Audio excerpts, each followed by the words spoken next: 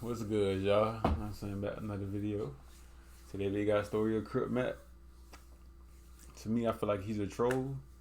But hey, my opinion doesn't matter. Let's get to the video. Crip Mac is one of the most popular gang-affiliated internet personalities at the moment. He's technically a rapper, but most people know him for his wild interviews and lingo. The internet has shown him a lot of love recently, but his come up as a Crip in LA ain't been easy. From jail fights and street politics to going viral with his cat, then getting DP'd by his own set, Crip Mac has been through it all. This is the wild story of Crip Mac. C-Mac was born and raised in LA. He spent some time in Texas after his mom moved out there with her boyfriend, but it didn't take long before he moved back to California and lived with his aunt. As a teenager, C-Mac never stayed in one place for long. He moved to different spots all over LA, but he wasn't affiliated yet, so he ain't have any problems living in different neighborhoods. Before he ever started repping the Crips, C-Mac tried to work a legit job as a mechanic's assistant, but according to him, he started hitting the old English hard around this time and stopped going to work. Then, at the age of 19, he moved to 55th Street and everything changed. But to understand everything going on right now, we gotta back it up and take a look at the gang situation in South Central. After World War II ended, things in America wasn't great. People was losing their jobs and poverty rates was going up because the war had been filling the economy. It was bad for everyone, but the black community had it the worst. Segregation was still going on, and they didn't have no way to protect their communities from abuse and violence.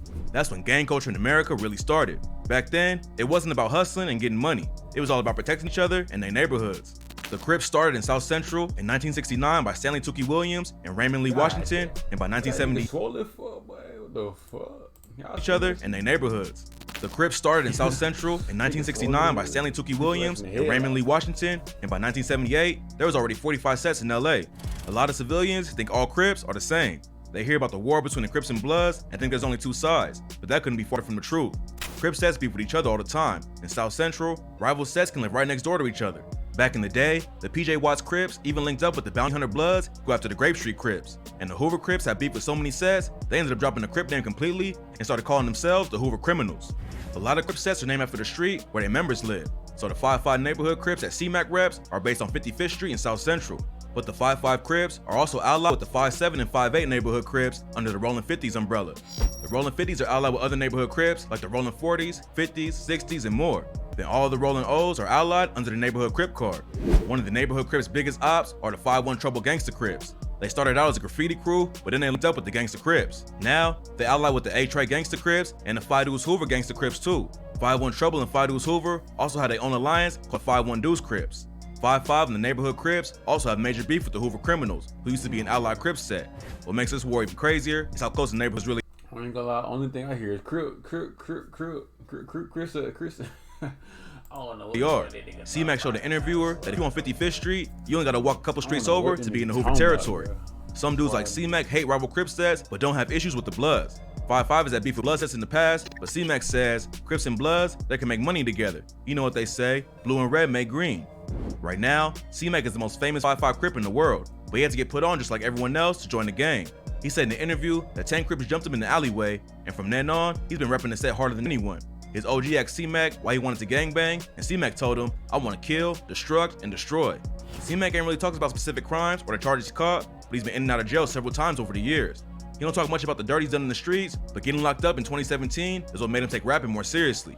According to C-Mac, neighborhood affiliations don't matter as much in prison, and the only thing that matters is race. So even if he saw Hoovers on the inside, they would stick together because they black. When he started riding behind bars in 2017, he says even dudes from rival sets told him he was hot. The first time C-Mac went viral, he was still in prison. He recorded a diss track aimed at Cardi B inside his cell and uploaded it straight to YouTube. Going after Cardi seemed like a random move, but C-Mac always does his own thing, and it ended up getting him some clout too.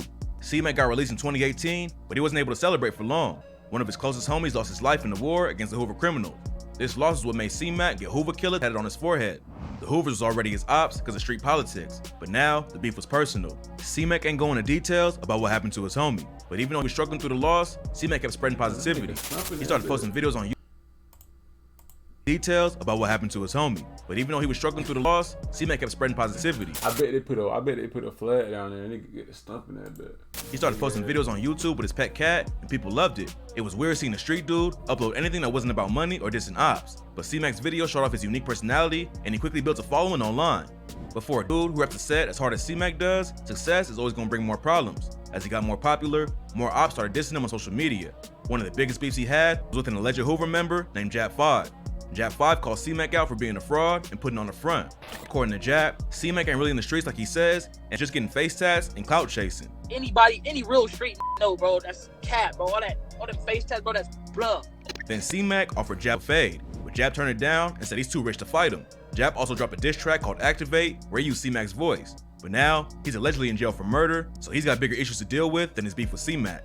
But Jap 5 ain't the only op C-Mac wants to fight. C-Mac has been beefing with Blueface on social media for a while, and now he's trying to get a celebrity boxing match set up so they can settle their differences in the ring. C-Mac's both of them Crip though. I guess they're from different sets. I guess that's how it goes. I don't know. activity online is constantly going back and forth between posting videos of him playing with his cat and giving homeless people free pizza to threatening his ops and saying he'll kill them. He also started posting videos of him arguing with his grandma, which his fans seem to love. While he was blowing up with his interviews and YouTube channel, C-Mac kept making music too. He started playing small local shows, but it's clear that most of his audience ain't tuning in to hear his bars. Even though he's been in several YouTube videos with millions of views, he still only has 16,000 monthly listeners on Spotify. C-Mac blew up online for making funny videos and helping out his community. But behind his loud and positive personality, he was hiding a lot of the pain he was going through. Showtime.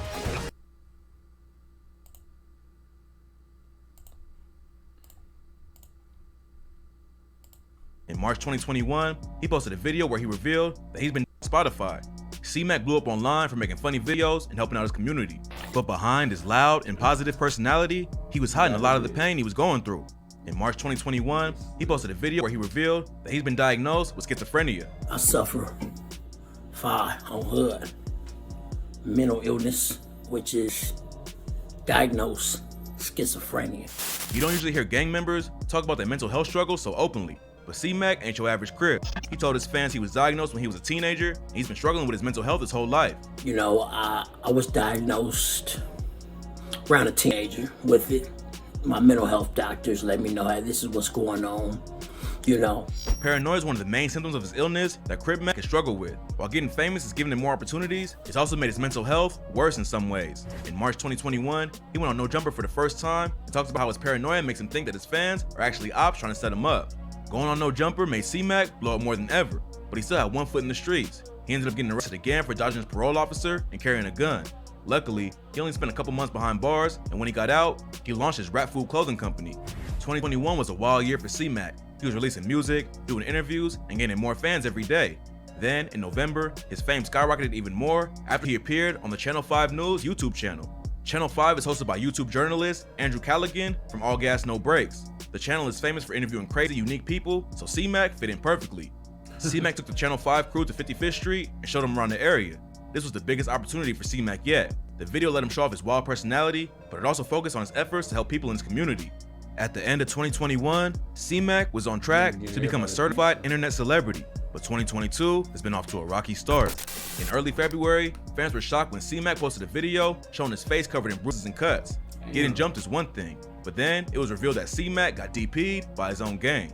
A DP is a beating given out as discipline for doing something against your set. This is why it was weird to see someone like C-Mac get jumped by his set. He constantly reps his hood and helps shine more light on the 5-5 Crips. But the DP happened after an op from Hoover leaked old Facebook posts of Crip Mac claiming another set. After the DP, C-Mac went on No Jumper to explain the situation. According to him, he had to fight 755 Crips as punishment, but he took it like a man, and now he says everything's cool between him and the homies. Then, just a couple of weeks later, C-Mac ended up getting arrested again. The charges are allegedly related to drugs and weapons, but no details have been confirmed. C-Mac has never even released his legal name to the public, so finding information on his cases is almost impossible. But Blueface's manager, Wack 100, leaked a bunch of C-Mac's info online, so now they got beef too. No one knows what's going on with C-Mac's charges, but if he violated his parole again, Bro, Wack 100 always saying somebody snitching or something like that, bro. Nigga, Wack 100 be all and got caught with drugs and a gun, he might actually end up doing some serious time. Hopefully, he can sort his legal situation out and get released while he's still popping online. C-Mac has a perfect opportunity to make it out of the streets with his social media presence and music. But if he don't change up his lifestyle and start moving smarter, it's only a matter of time before he gets the charge that sticks. Nigga, Crip Mac. Nigga, hell, bro. But yeah, that was the story, Crip Mac. I ain't know about that nigga till now. So, you know what I'm saying? But yeah, man, hopefully I like the video. Until next time. You know what I'm saying?